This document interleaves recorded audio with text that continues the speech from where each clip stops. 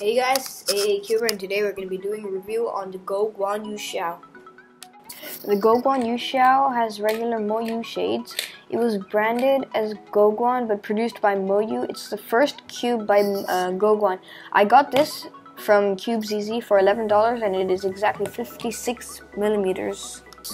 The design and appearance are just like the Maying but with more rounded edges.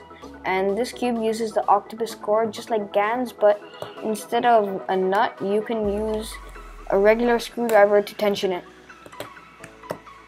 Out of the box, this cube instantly became my main. It just did not lock up, and corner cutting was so good that if it didn't corner cut one way, it was just gonna corner cut the other. Yes. And I just think this cube in general is a fast, fluid, and smooth cube. And I recommend this to any speed cuber who needs a new speed cube. And now I'm going to do a solve on this.